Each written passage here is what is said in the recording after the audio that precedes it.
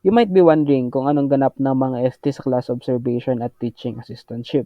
Siguro kinakabahan ka na dahil malapit ka nang sumabak sa field. Don't worry, dahil sa video ito, we will give you an overview sa ganap ng ST sa class observation at teaching assistantship at ilang tips na rin na siguradong makatutulong sa inyo para maitaguyod ang inyong pagiging student teachers.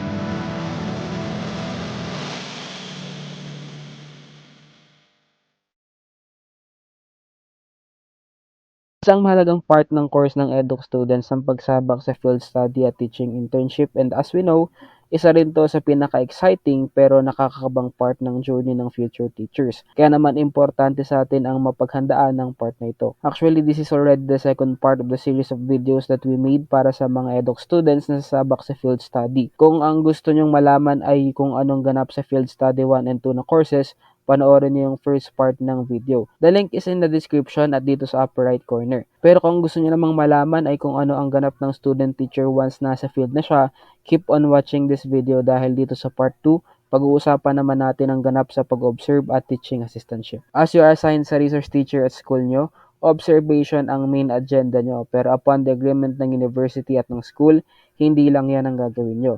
Once na nasa classroom na kayo, you are also under the mentorship ng RT nyo. That means assistant na rin nila kayo. This is important para malaman nyo kung ano na yung magiging ganap nyo pag practice teacher ka na next semester. So, ano yung iba pang mga ganap? Kasabay ng observation at action research ng FS1 at 2, may task na rin kayong gagawin depende sa i-assign sa inyo ng RT nyo. Usually naman, hindi pa kayo pagtuturuin dahil hindi pa rin talaga pwede dahil nag-observe pa lang kayo. Unang-una, you will serve as your artist substitute. Kung may important meetings or ganap ang RT nyo, kayo ang hahalili sa kanila. Usually, magbabantay lang kayo kasi bawal pa rin kayo magturo in most cases. Kadalasan, mag-iiwan ng RT ng activity or quiz na ipapagawa nyo sa students pag wala sila. Pangalawa, as an assistant, you will check student activities and record their scores. Most probably, bibigyan kayo ng hard copy or soft copy ng class record para mag-record ng activities like quiz, exam, essay, and other things na chinecheck ng RT nyo. Pero meron ding times na ipapaubaya na sa inyo yung pag-check. Kung objective type lang yung written activity, bibigyan kayo ng answer key, mas madaling i-check. Pero kung subjective type like essay or may criteria na sinusunod like performance task o mga group activities,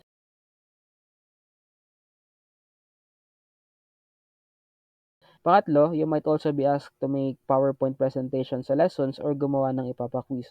Pero this is not usual kasi more on practice teaching na sa next sem yung ganitong ganap. Nevertheless, possible pa rin na ipagawa sa inyo to.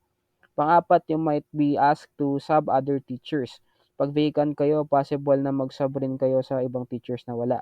Bukod doon, expect na gagawin nyo rin yung iba pang ipapasuyo ng iba pang officials, most especially ng subject heads nyo or yung head teacher nyo. Expect nyo na rin na di lang about teaching ang field. Pwede kayong mag-design ng stage for events, tumulong sa preparations, mag-host ng events or even maging judge. Pwede rin magturo kayo ng kanta or sayaw. Maraming ganap ang teacher at dahil future teacher kayo, kaisa na nila kayo sa mga ganitong ganap. Bagay na din nyo naman dapat ikagalit dahil ganun talaga ang realidad ng pagiging teacher. Need ng puso at dedikasyon.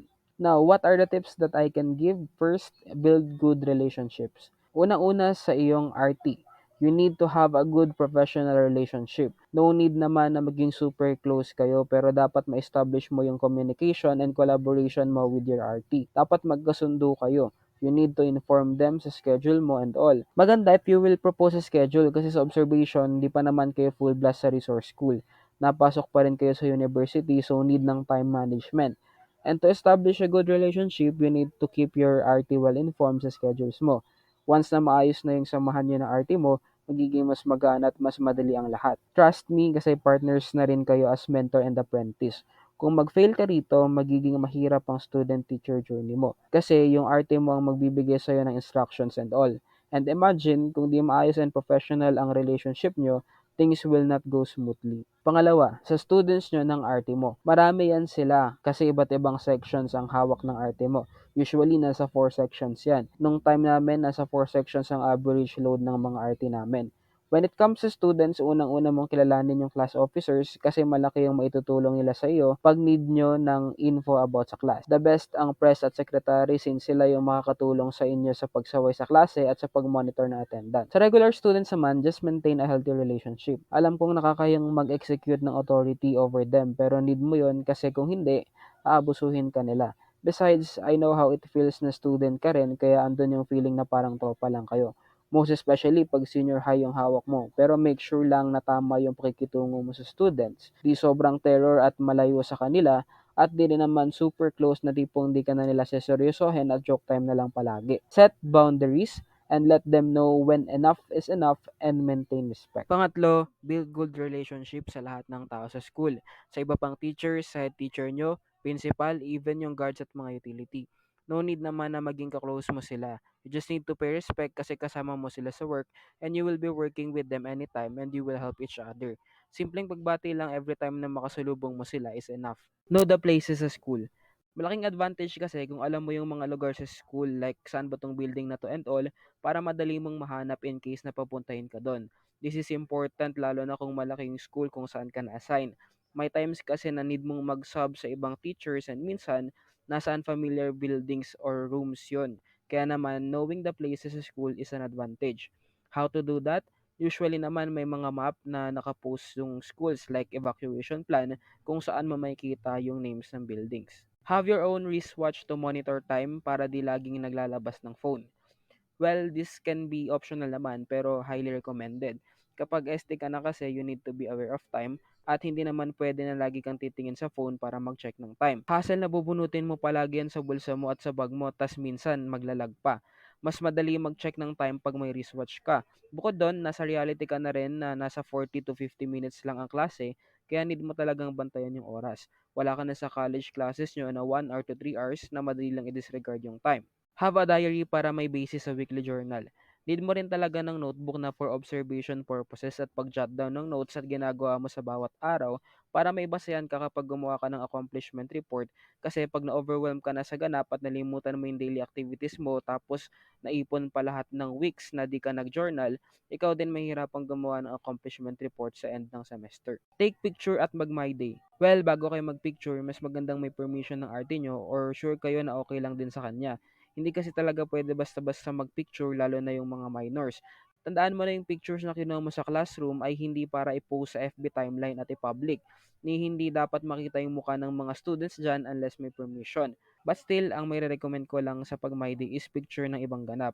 Iwasan yung may student na involved or kung meron man, hindi dapat naka-public, huwag i-vlog dahil yari ka talaga dyan. Ang purpose lang ng story or MyDay is to remind you kung ano yung mga ganap nyo everyday to help you in writing your reports.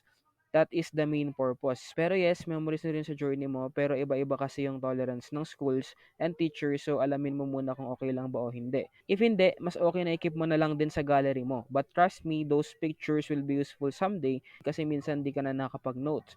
Yung pictures na lang ang magiging basis mo. Lastly, expect the unexpected. You are now a student teacher. In fact, ituturing ka na rin talagang teacher. And being on the field, many things can happen. Nasa reality na kayo at hindi rin talaga ma-anticipate yung mga bagay na pwedeng mangyari sa klase araw-araw. So it is better to expect the unexpected. You may not always be prepared sa mga bagay na mangyayari pero ang mahalaga is kapag nangyari na yung unexpected, magagawa mo yung tama at malalagpasan mo yun. The journey will not be very easy pero remember na lahat ng difficulty na pagdadaanan mo ay mahalagang bagay na dadagdag sa experience mo at magtuturo sa iyo ng mahalagang lesson. So basically, that's it. If ever na may mga tanong pa kayo, i-comment nyo lang yan. At if you like this video, please huwag kalimutang pindutin ang like at subscribe button at pakishare na rin sa iba pang mga eduk students na naghahanap ng tips para sa kanilang internship journey. All of those are greatly appreciated.